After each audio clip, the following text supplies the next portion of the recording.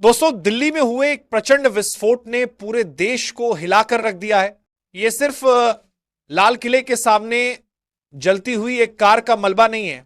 ये उस महाविनाश की पहली चिंगारी है जिसने एक सोए हुए युद्ध को फिर से जगा दिया है। जैसे ही यह खबर हवा में फैली, इस्लामाबाद से लेकर रावलपिंडी तक हाई अलर्ट घोषित कर दिया गया।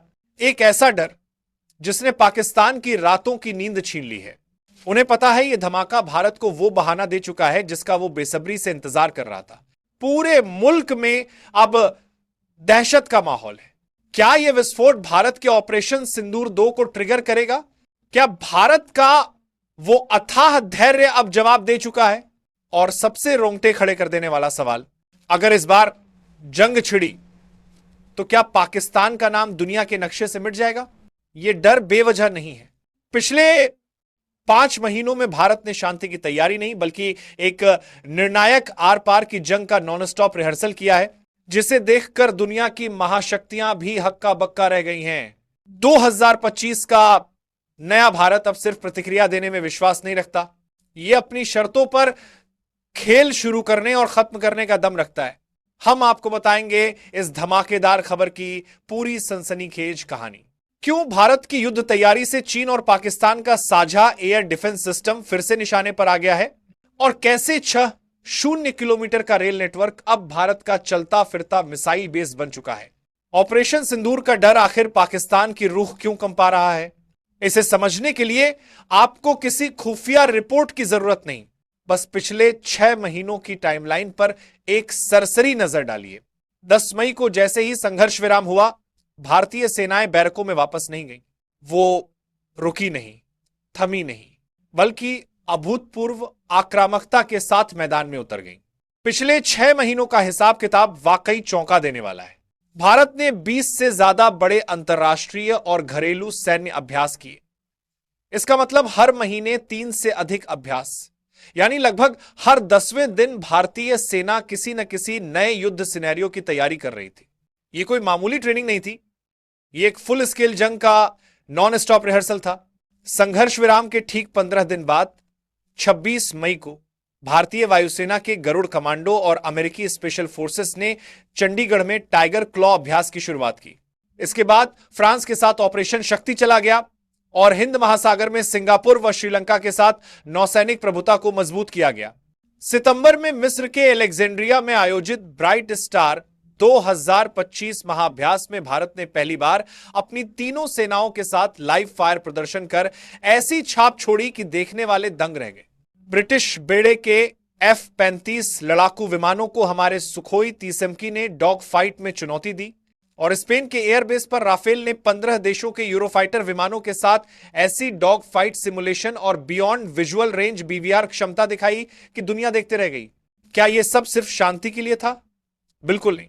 यह उस प्रलयंकारी तूफान की तैयारी थी जिसे कई स्रोत ऑपरेशन सिंदूर 2 के नाम से बताना शुरू कर चुके हैं, क्योंकि भारत ने दुनिया के सामने स्पष्ट कर दिया है कि उसके दोस्त हर कोने में मौजूद हैं और उसके दुश्मन हर जगह निशाने पर हैं।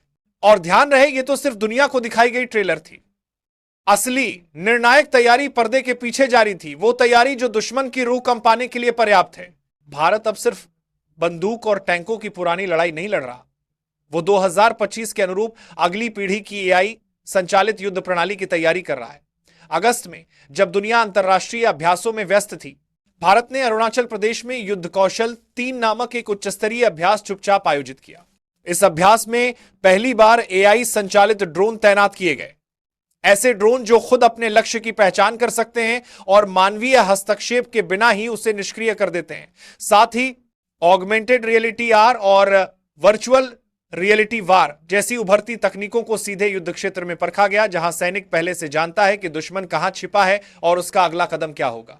भारत अब इन तकनीकों को प्रयोग से वास्तविकता में बदल चुका है। घरेलू अभ्यास जैसे दिव्य दृष्टि और त्रिशूल ने हमारी युद्ध नीति को जड़ से बदल दिया है। इन अभ्यासों में ड्रोन स्वार्म, ड्रोन के झुंड, AI आधारित टारगेटिंग सिस्टम और सबसे महत्वपूर्ण मल्टी डोमेन वॉरफेयर की क्षमताओं को परखा गया। मल्टी डोमेन वॉरफेयर का अर्थ यह है कि अब जमीन, हवा और पानी में लड़ाइयां अलग अलग नहीं होंगी, सब एक साथ समन्वित होंगी। एक ही कमांड से satellite, drone, fighter jet, tank और समुद्री युद्धपोत एक क्षण में समन्वित कार्रवाई कर देंगे। दुश्मन को यह समझने का मौका भी नहीं मिलेगा कि हमला कहां से हुआ। यह तैयारी सबूत है कि भारत अब पाकिस्तान या चीन के पारंपरिक हथियार भंडार से कई कदम आगे सोच रहा है और अपनी सेनाओं को डिजिटल फौलाद में बदल चुका है, जो दुश्मन के हमले का इंतजार नहीं करेगा बल्कि खुद दुश्मन के घर में घुसकर सबक सिखाएगा। अगर आपको अब भी लगता है कि यह सब सिर्फ रूटीन का हिस्सा है, तो जरा भारत के मिसाइल परीक्षणों की लिस्ट पर नजर डालिए। मई से लेकर आज तक भारत ने रिकॉर्ड तोड़ मिसाइल और एयर डिफेंस सिस्टम टेस्ट किए हैं, जिनमें अग्नि 5 और अग्नि प्राइम जैसी परमाणु सक्षम बैलिस्टिक मिसाइलें शामिल हैं।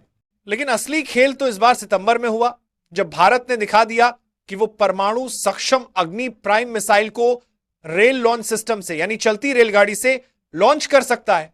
इसका मतलब यह है कि भारत का 0 किलोमीटर से अधिक का रेल नेटवर्क अब एक चलता फिरता मिसाइल लॉन्चर बन चुका है, जो कहीं से भी किसी भी वक्त दुश्मन के सीने पर आग बरसा सकता है। यह दुश्मन की सैटेलाइट और जासूसी प्रणाली को खुली चुनौती है। दम है तो ढूंढ के दिखाओ। यह वो रणनीतिक बढ़त, स्ट्रैटेजिक एडवांटेज है जिसका तोड़ न चीन के पास है न पाकिस्तान के पास। सिर्फ मिसाइलें ही नहीं, डीआरडीओ ने भी अब अपनी तकनीकी ताकत का जलवा दिखाया है। हाल ही में भारत ने high power directed energy weapons do, यानी लेजर आधारित हथियारों का सफल परीक्षण किया है, जो दुश्मन के ड्रोन स्वॉर्म को पलक झपकते ही हवा में राख में बदल सकते हैं। यह सब संकेत साफ है, भारत अब फुल स्केल आर पार की जंग की तैयारी कर रहा है। इसीलिए भारत की हमलावर फौज स्ट्राइक कोर अंबाला में महामंथन कर रही है, जहां केमिकल ड्रोन, मानव रहित हवाई वाहन, उआव और हर उस तकनीकी हथियार की तैयारी की जा रही है जो दुश्मन की सीमा में घुसकर तबाही मचाने के लिए बनाए गए हैं। अक्टूबर में मध्य प्रदेश में तीनों सेनाओं का संयुक्त अभ्यास और फिर बंगाल की खाड़ी में की गई long range ballistic missile testing, यह सब किसी रूटीन का हिस्सा नहीं बल्कि युद्ध की असली तैयारी है। जब फौजें मैदान में पसीना बहा रही थी, तब दिल्ली में बैठे नेता और सैन्य नेतृत्व भी चुप नहीं थे। इस बार जो बदला है वो है भारत का लहजा, एक ऐसा आक्रामक कठोर लहजा जो पहले कभी भारत में दुर्लभ माना जाता था। 2 अक्टूबर को भारत के रक्षा मंत्री राजनाथ सिंह ने सीमा पर आतंकवाद को लेकर पाकिस्तान को ऐसी कठोर चेतावनी दी जो इतिहास में दर्ज हो गई। उन्होंने साफ कहा, पाकिस्तान का कोई भी दुस्साहस भारत की ऐसी कड़ी प्रतिक्रिया को न्योता देगा जो इतिहास और भूगोल दोनों बदल सकती है। और वो यही नहीं रुके, उन्होंने पाकिस्तान को याद दिलाया, पाकिस्तान को याद रखना चाहिए, कराची जाने का रास्ता सिरसा से होकर गुजरता है। यह सिर्फ चेतावनी नहीं थी, ये एक सीधी धमकी थी, एक घोषणा कि अगर 1965 में भारतीय सेना लाहौर तक पहुंच सकती थी, तो 2025 में वो कराची तक जाने का भी दम रखती है। अगले ही दिन 3 अक्टूबर को भारतीय सेना प्रमुख जनरल उपेंद्र द्विवेदी ने इस आग में और तेल डाल दिया। उन्होंने साफ कहा, अगर पाकिस्तान विश्व के नक्शे पर बना रहना चाहता है तो उसे राज्य प्रायोजित गड़बड़ियों को रोकना होगा, वरना उसका ऐतिहासिक और भौगोलिक अस्तित्व मिट सकता है। जनरल ने यह भी स्पष्ट किया कि भारत इस बार ऑपरेशन सिंदूर एक की तरह कोई संयम नहीं दिखाएगा और अगर दोबारा उकसाया गया तो एक कदम और आगे बढ़ेगा। यह बयान हवा में नहीं दिए गए, यह उस असाधारण तैयारी का आत्मविश्वास है जो पिछले 6 महीनों से चल रही थी। उधर सरहद पार भी खलबली मच गई है।